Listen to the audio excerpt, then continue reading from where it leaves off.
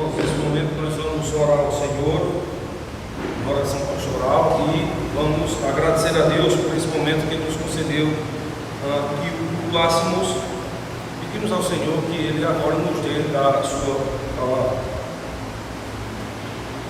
Santo Senhor, nós te agradecemos. No cântico de júbilo, de louvor, expressamos a nossa alegria verdadeira de te servir. Ó Deus Santo, ajuda o teu povo.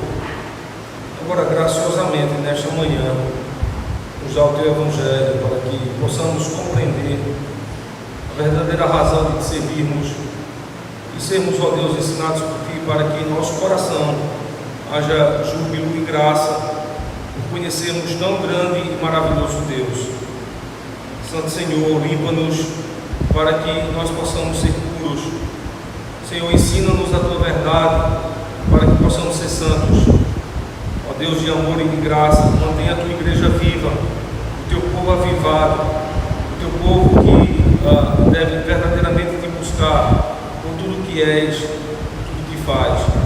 Em nome de Cristo, para o teu louvor e glória, nós oramos agradecidos, agora e sempre. Amém. Irmãos, vamos sentar e novamente abrir a Escritura Sagrada, no livro de Números, capítulo 11.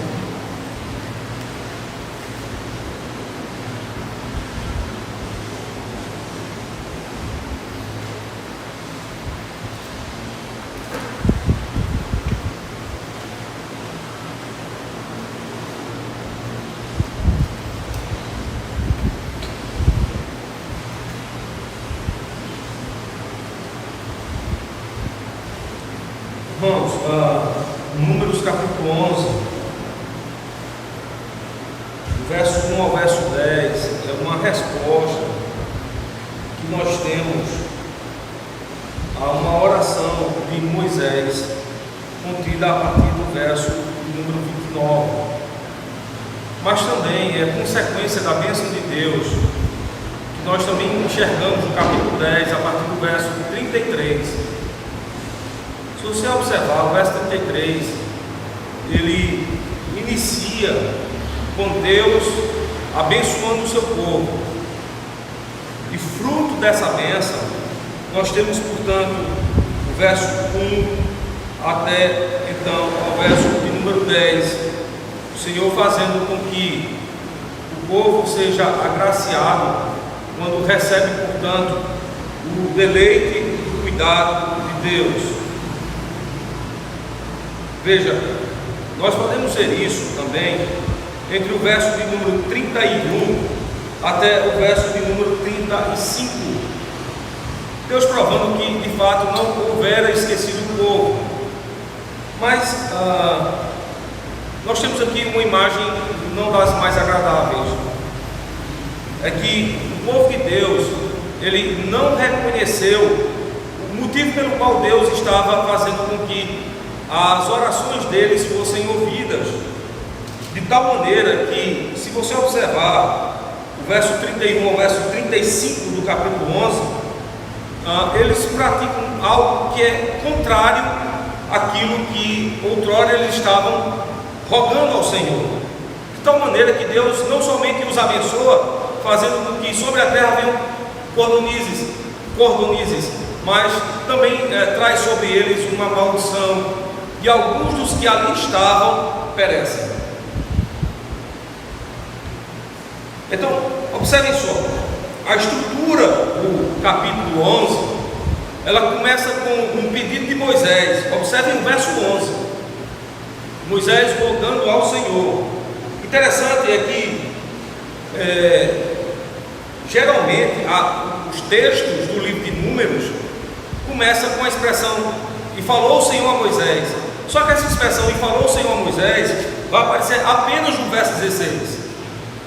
O Senhor vai falar a Moisés, vai responder ao pedido de Moisés.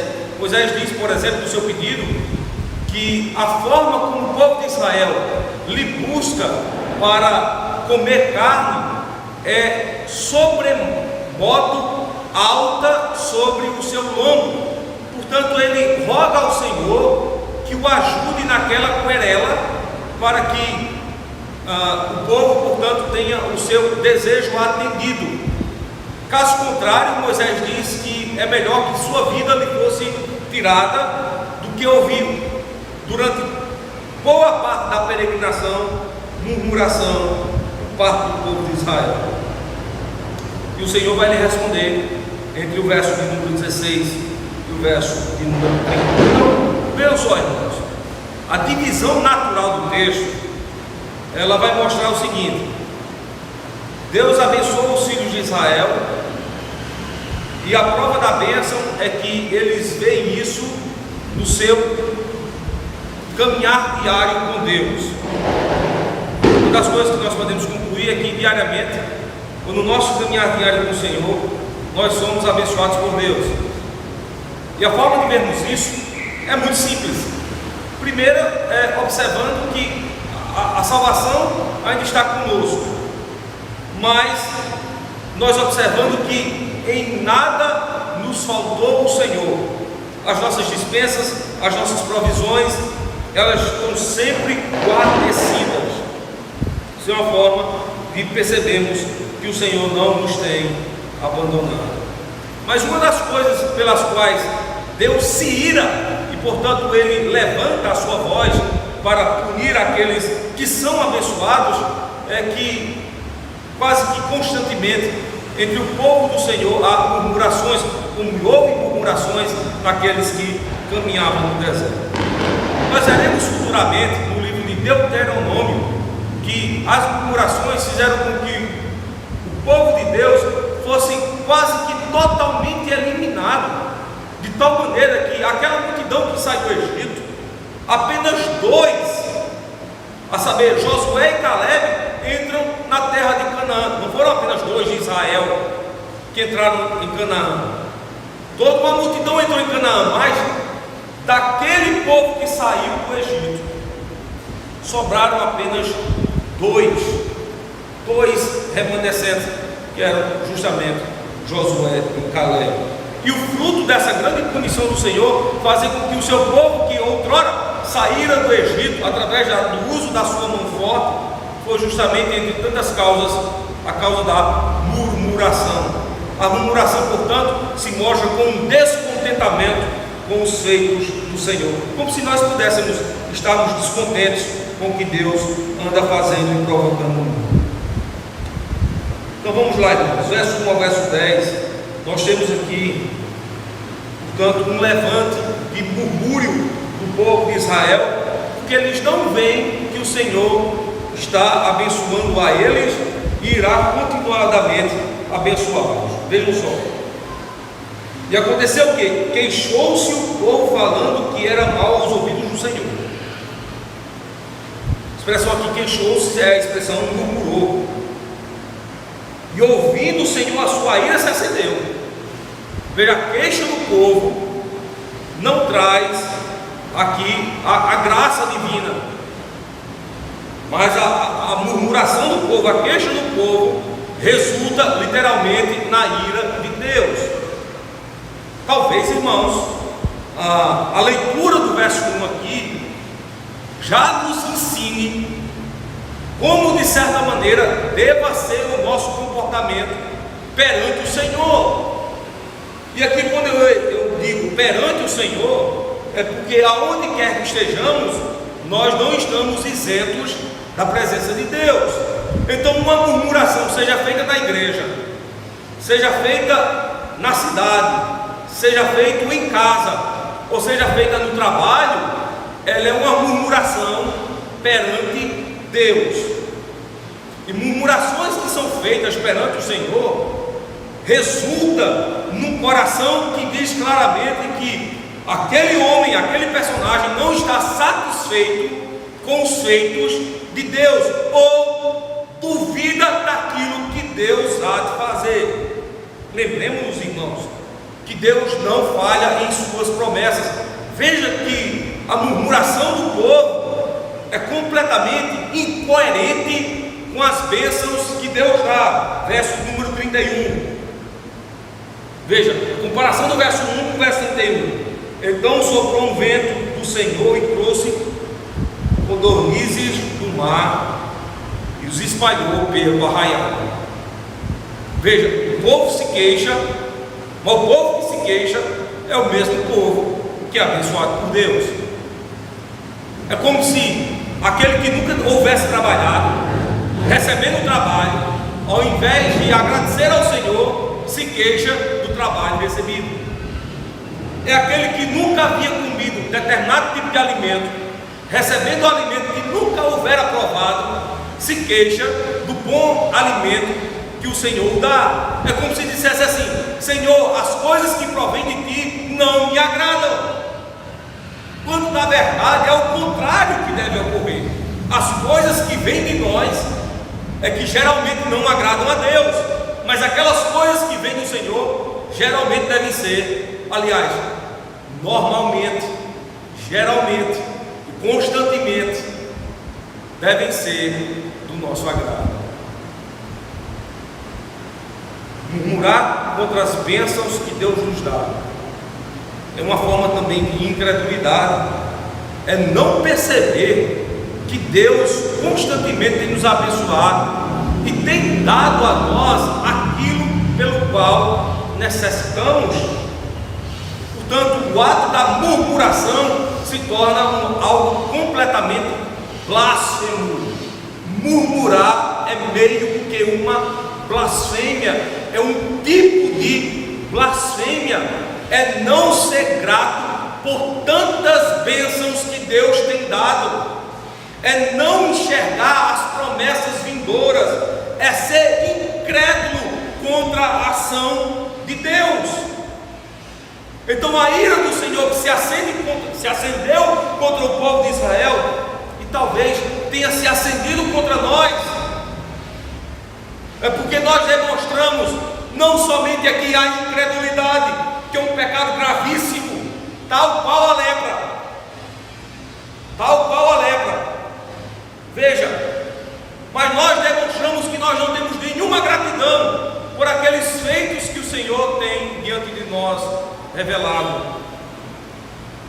Então veja, verso 1 diz que o murmúrio do povo, a reclamação do povo, a queixa do povo levanta e acende a ira de Deus, e essa ira de Deus vai visitar todo Israel. E o texto nos diz assim: e o fogo do Senhor ardeu entre eles e consumiu os que estavam na outra parte do arraial. Interessante, né? Essa descrição aqui: o fogo do Senhor ardeu entre o povo e consumiu aqueles que estavam na última parte. É como se, veja, a imagem é justamente essa. O povo vai diante do arraial do Senhor, diante da tenda da congregação, e aqueles que estão queixosos é como se dissessem assim: eu não vou me aproximar de Deus, afinal Ele não tem me abençoado, eu então não vou adorar a Deus de onde eu estou. Então parece que esse grupo aqui, ele ficou na última parte, e por ter ficado aqui na última parte, os queixosos são literalmente aniquilados por Deus. Deus ouve a queixa deles, Deus ouve o murmúrio deles. É como se Deus dissesse o seguinte: ao invés de serem gratos, o tempo todo vocês estão sendo abençoados, vocês ainda abrem os lábios, ao invés de servir adorando, vocês abrem os lábios para expressar queixas e murmurações.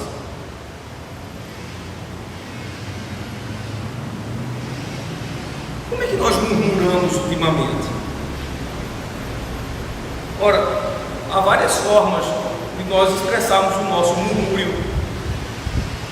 Uma delas é observando o nosso vizinho e sempre queixando-se internamente, dizendo assim: porque ele é muito mais abençoado do que eu?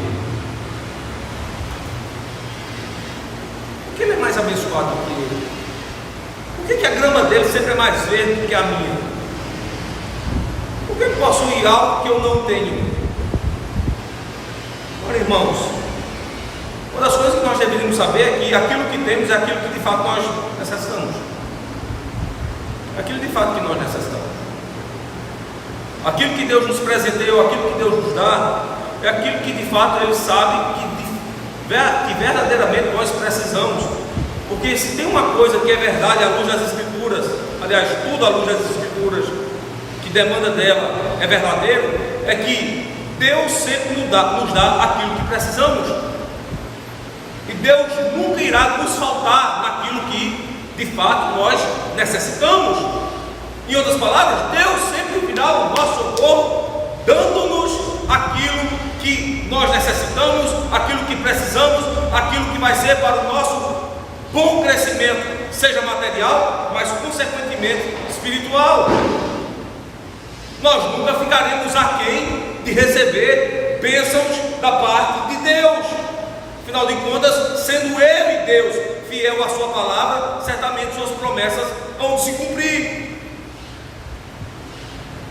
E geralmente essas promessas têm se cumprido entre nós. E muitas das vezes nós não enxergamos que essas promessas têm se cumprido. E porque nós não temos enxergado, justamente temos levantado queixas contra Deus de forma injusta.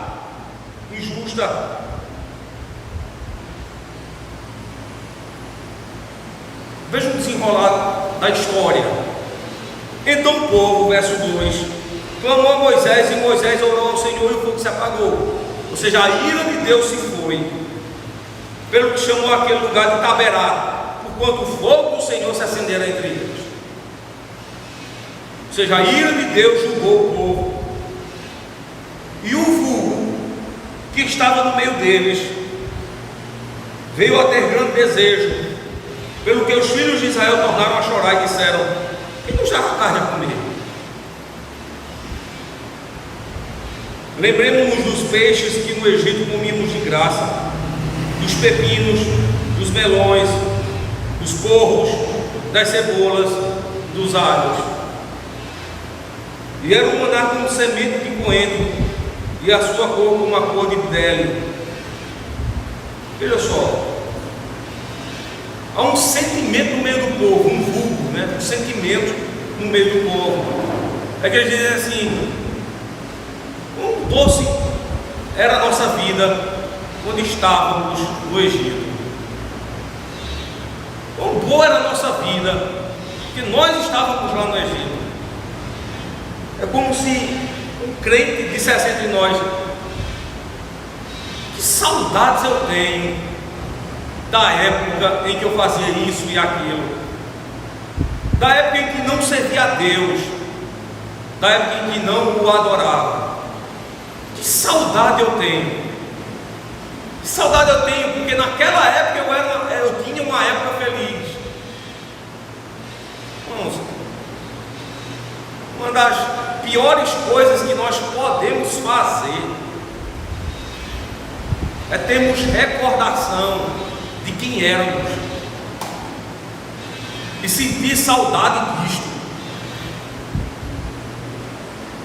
Veja, é como se nós nos lembrássemos que nós estávamos na lama, como porcos,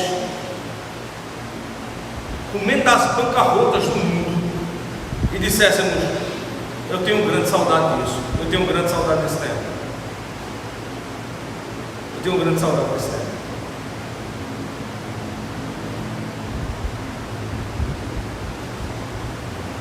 Certa vez alguns colegas meus me disseram o seguinte, certa vez não, já foi um certo tempo, né? Tu lembra que quando a gente era mais jovem a gente fazia isso e aquilo, e a gente fazia isso? Eu se lembro de tudo. Tu lembra de fulano, lembra de ciclano, eu se lembro deles. Rapaz, dá saudades, dá não. Nenhum. Rapaz, tu não tem saudade daquela nossa época não? Nenhum. Eu me lembro de toda a nossa época, quando nós saíamos para as festas, quando nós brincávamos juntos. Veja, eu me lembro de toda a minha infância, eu me lembro de toda a minha juventude, eu me lembro dos meus amigos, eu me lembro daqueles que aonde eu estava. Mas veja, você sente saudade disso? Não, nenhum.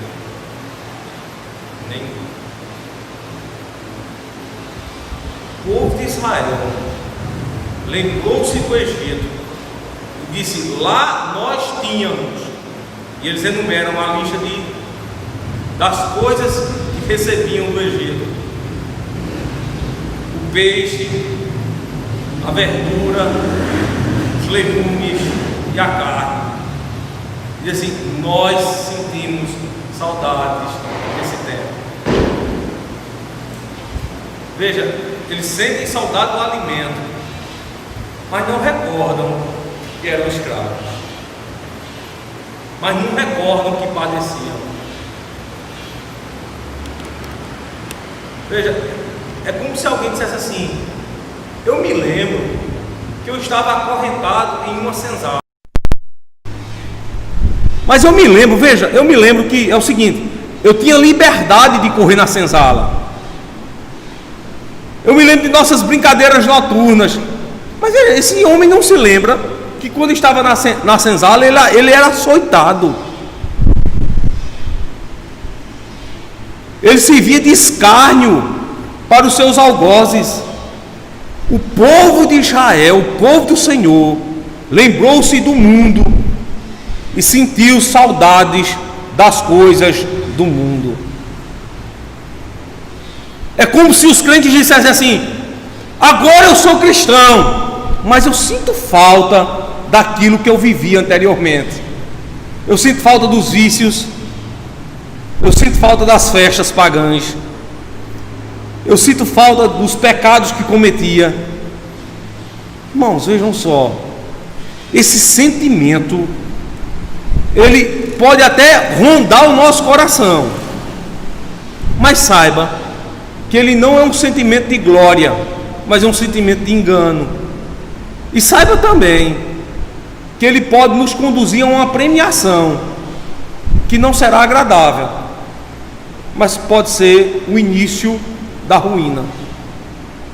Ora, ninguém que esteve na lama antes deverá almejar voltar para ela depois. Verso 7 ao verso 10.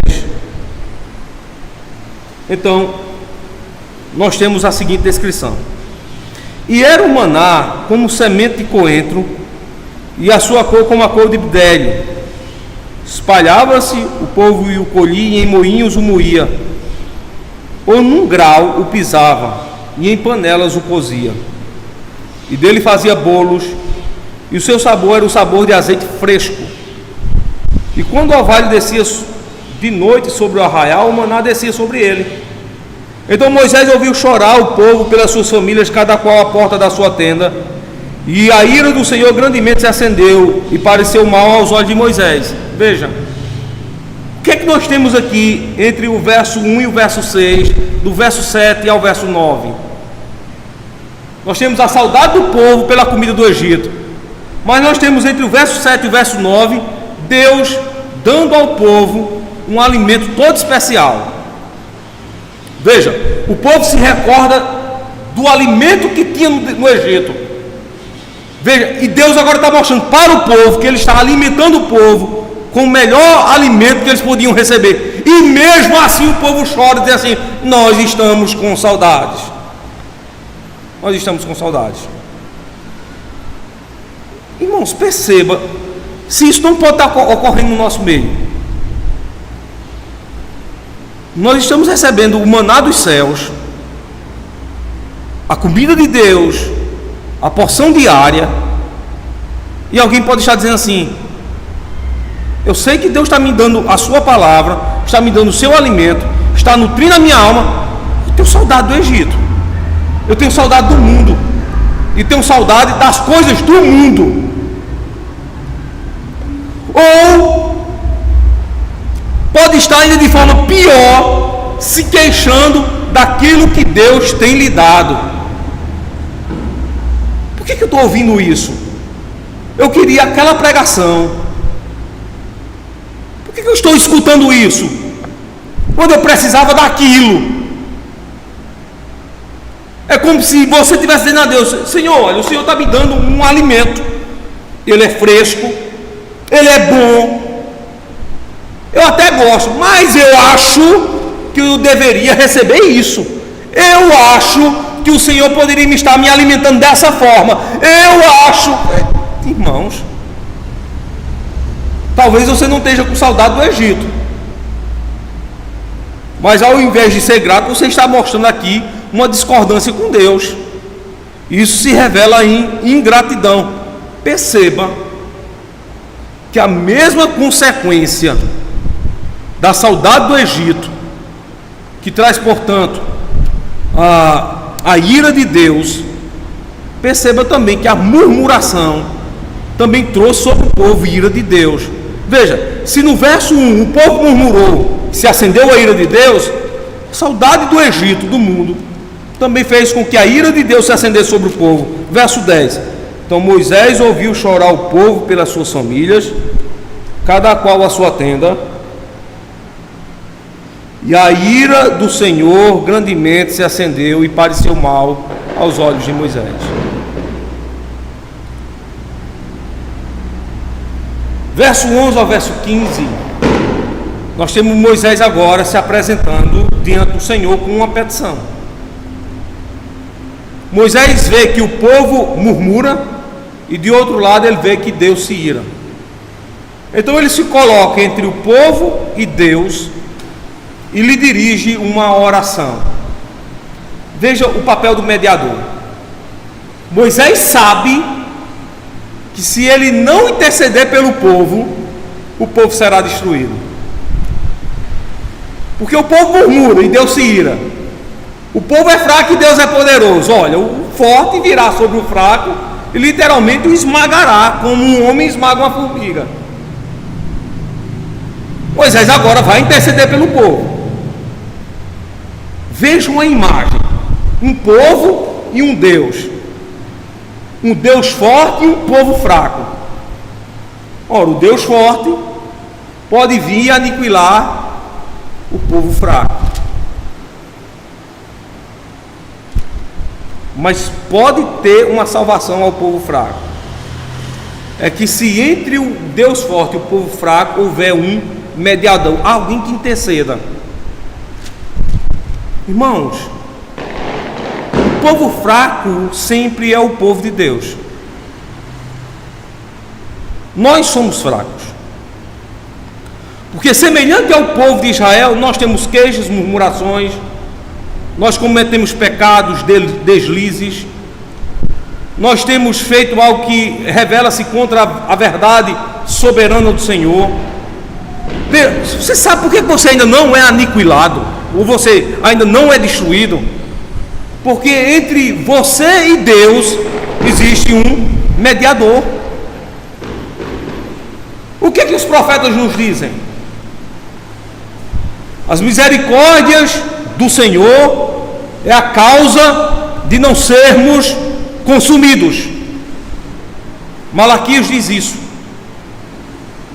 E lembre-se que quando Malaquias diz isso, lá no capítulo 3, ele está reclamando ao povo de suas faltas e lembrando ao povo: olha, vocês são faltosos, vocês são pecadores, vocês têm se levantado contra Deus, e saibam que vocês ainda não foram destruídos por causa das misericórdias do Senhor.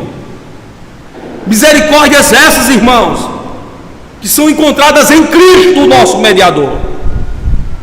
Se não fora Cristo o nosso mediador, nós já seríamos ou já teríamos sido totalmente consumidos ou destruídos, aniquilados.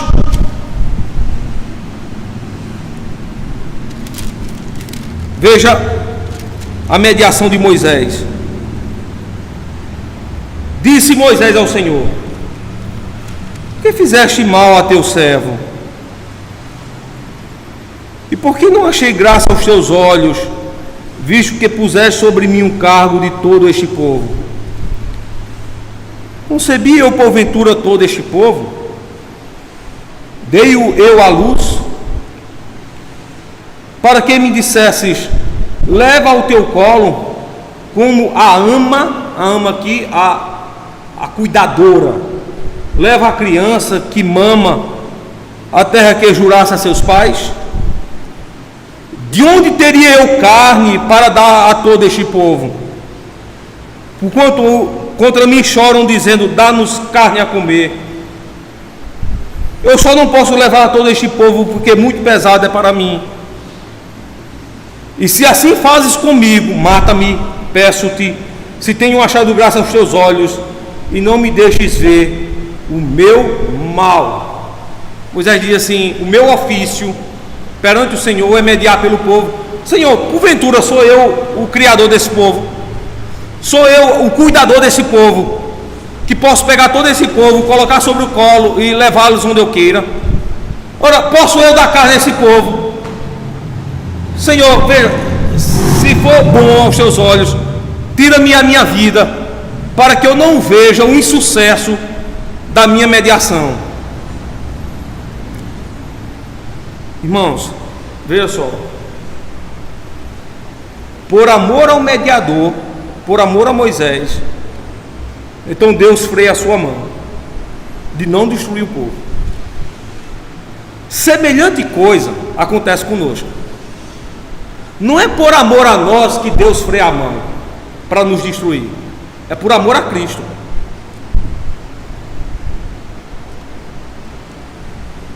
Assim como Deus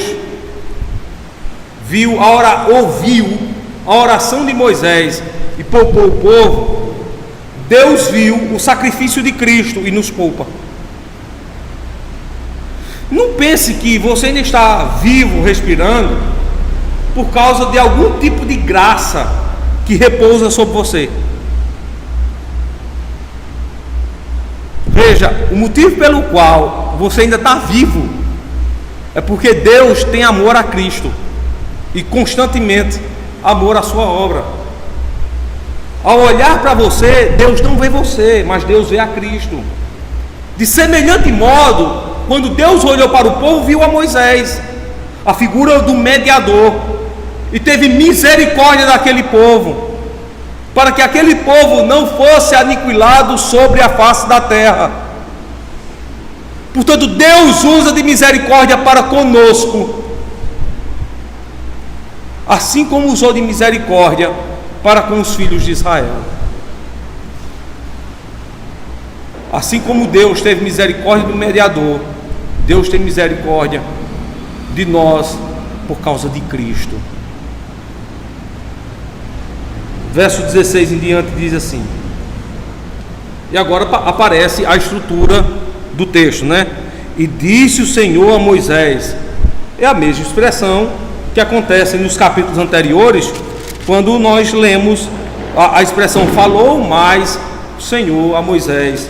Aqui no verso 16, agora Deus vai respostar a Moisés. E disse o Senhor a Moisés: ajunta-me 70 homens dos anciãos de Israel, que sabem serem anciãos do povo e seus oficiais, e os trarás perante a tenda da congregação, e ali estejam contigo. Então eu descerei e ali falarei contigo, e tirarei do espírito que está sobre ti, e o porei sobre eles, e contigo levarão a carga do povo, para que tu não a leves sozinho. E dirás ao povo: santificai-vos para amanhã, e comereis carne, porquanto choraste aos ouvidos do Senhor, dizendo: quem nos dará carne a comer? Pois íamos bem no Egito, por isso o Senhor vos dará carne e comereis. Então veja, vendo o peso do qual Moisés levava, agora Deus faz com que esse peso seja repartido, e levanta 70 homens, e o espírito que repousava sobre Moisés, do qual fazia com que Moisés profetizasse, agora repousará sobre o povo. E o povo aqui, os 70 anciãos, e os 70 anciãos profetizarão. Obviamente, irmãos, essa expressão aqui, profetizar, é julgar o povo e falar ao povo da lei de Deus. É como se tivéssemos Moisés e 70, e esses 70 homens chegassem junto ao povo e levassem ao povo o conhecimento da palavra de Deus, que naquele momento era Deus falando pelos 70 que alimentaria o povo. É como se Deus falasse aos seus oficiais, dizendo assim: olha, a palavra do Senhor, os oficiais dissessem, né? Presbíteros, diáconos, dissessem assim: olha, a palavra do Senhor nos diz isso, e vocês precisam saber disto. Então os 70 foram levantados para avisarem o povo que Deus os fartaria. Então a profecia contida aqui no capítulo 11 era recordar ao povo das promessas que Deus tinha sobre eles levantado. E isso nos acalma. O que acalma uma igreja é saber que Deus com ela fala. Mas também o que acalma a igreja é não somente saber o que Deus com ela fala, mas é o povo saber que entre eles há alguém que foram levantados pelo Senhor para lhes transmitir a mensagem santa. Deixa eu lhe dizer algo aqui a vocês. Isso pesa sobre nossos oficiais. Oficiais fracos fazem com que a igreja seja fraca. Ora, irmãos, nós temos que ter uma igreja nivelada. Ora, se você possui um bom docente na igreja, é interessante que os demais administradores também sejam bons.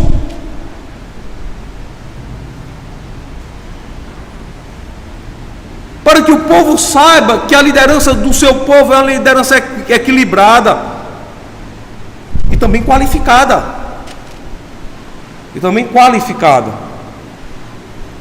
Uma liderança fraca, ela faz com que a igreja seja afundada. Eis o motivo de Deus pegar do espírito que repousa sobre Moisés e repartir entre os 70.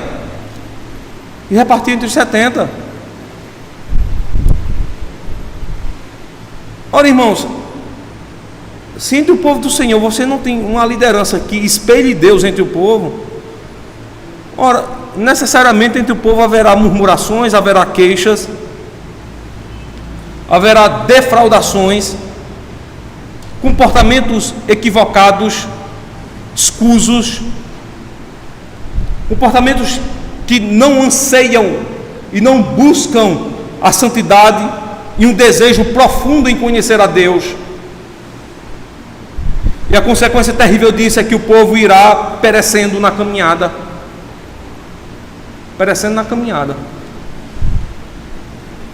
Talvez, irmãos, uma das coisas das quais nós precisamos rogar a Deus urgentemente é de líderes qualificados entre o povo do Senhor. Pessoas que tratem a igreja de Deus como algo nobre e excelente,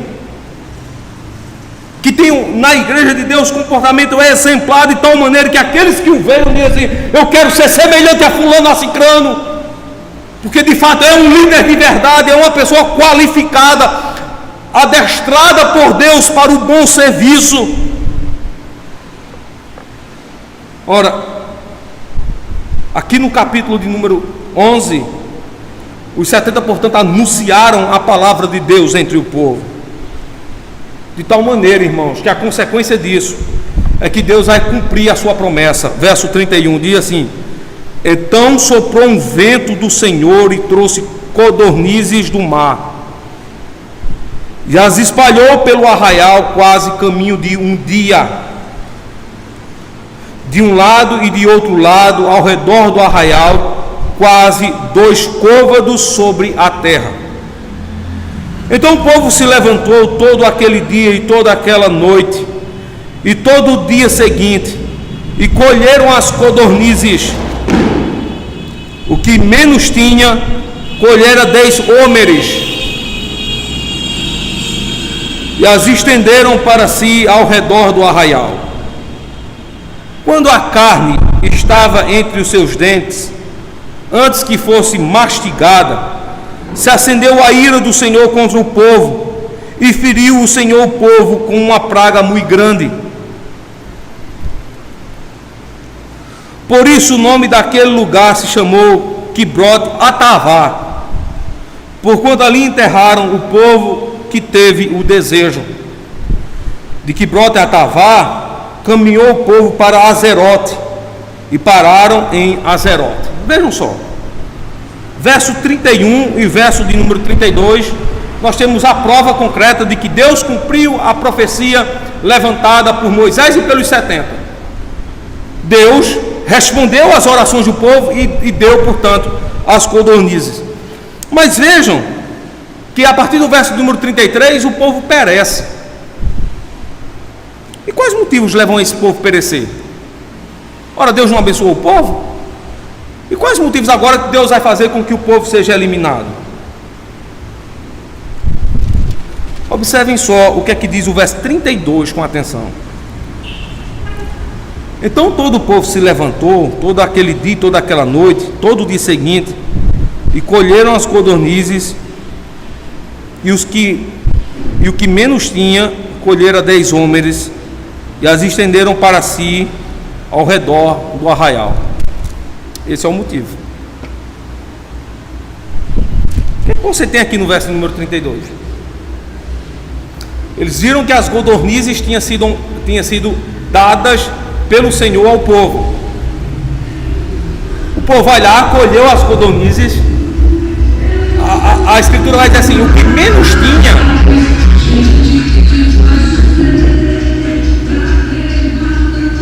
menos tinha, colheu 10 homens, em torno de 300 litros. O que é que você está percebendo aqui?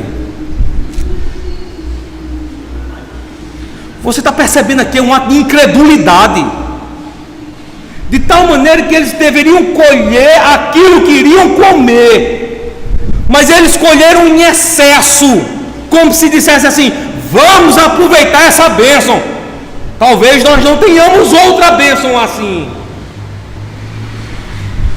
É um ato incrédulo, irmãos. É um ato incrédulo. Ora, vamos colher de tal maneira, de tal medida. Ora, Deus nos abençoou hoje, o que é que nos garante que Ele vai nos abençoar amanhã? Vendo a incredulidade do povo, ao procederem equivocadamente, a ira do Senhor se acende e os abate naquele lugar.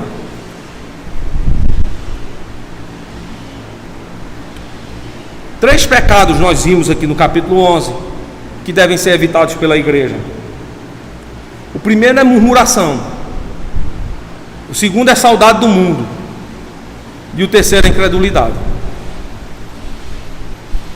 Três coisas que você deve evitar na sua vida: murmuração, saudade do Egito, saudade do mundo e incredulidade. Esses três pecados podem lhe levar à bancarrota. Murmuração, saudade do mundo e incredulidade. A incredulidade é a dúvida quanto às promessas de Deus. Ora, Deus não disse que ia alimentar sempre o povo? Por que eles estavam colhendo demais? Não daria o Senhor comida fresca todos os dias? Por que eles estavam guardando para amanhã e para o dia seguinte e para o dia de depois? Deus nos sustenta, irmãos, de tal maneira que nós não devemos ser incrédulos contra as ações do Senhor. Que o bom Deus continue nos abençoando, irmãos, e que nós, portanto, possamos evitar esses pecados que nos cercam e que nos rondam. Lembre-se sempre: evite a murmuração, abandone essa prática, rejeite a saudade do mundo, e que não haja incredulidade em seu coração. Ficar de pé, vamos orar ao Senhor, irmãos.